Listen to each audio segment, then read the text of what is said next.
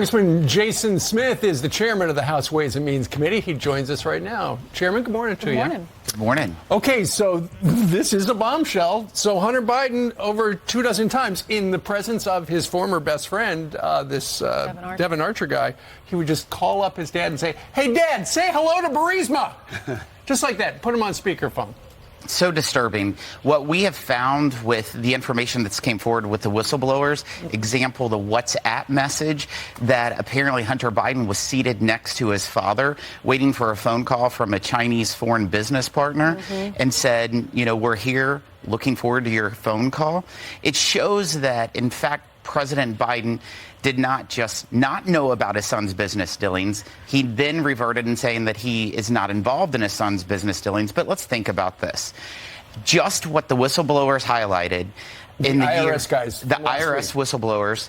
Hunter Biden hadn't paid taxes of $400,000 from Burisma alone in the tax year 2014, which the statute of limitations expired on.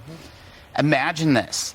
They highlighted in that story that Hunter Biden was paid $83,000 a month from Burisma for his expert advice. The people in my home district, their average income for a year is $40,000 a year, and they work a whole lot harder than Hunter Biden. I can tell you that. They can't get the vice president on the speaker, though. That's the problem. It's the Biden family global business peddling, basically, who can call the vice president, bring him up. It's so alarming that we have seen the recording where President Biden said that he would not send the money to Ukraine unless they fired the prosecutor. And this was all within just months of the time frame. It stinks to high heaven for sure. It sure does. And Jim Jordan has alluded to the fact that this is wrapping up or getting to the end of some of this investigation. Are there other people to interview? I mean, Devin Archer's a big one. I mean, the best friend, former business partner. Could it be Hunter as well eventually testifying?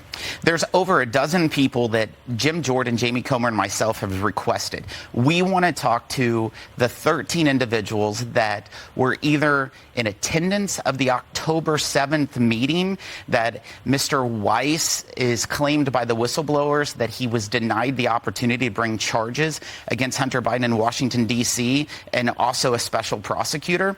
They need to come before us. Unfortunately, we've been getting the runaround from the Department of Justice, the FBI, the IRS. Open investigation, they say. Open investigation. But we sent them another letter on Friday, myself, Jamie, and Jim, and we're waiting for their response tomorrow.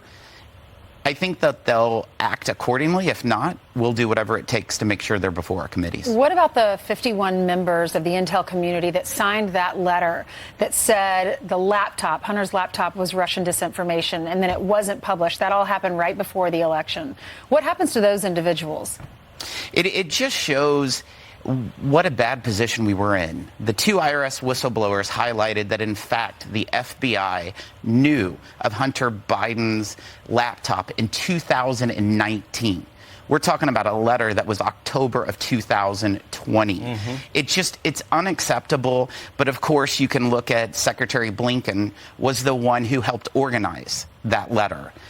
Before he became Secretary Blinken. It all stinks to high heaven. It's a campaign operation. And we're going to look at everything. It was a campaign operation. Yeah, he worked for Biden's campaign at the time. For sure. Well, you guys are busy connecting the dots. Thanks very much for stopping by to tell us a little progress report. Thanks for having me. Thank you, sir. Thanks, Congressman.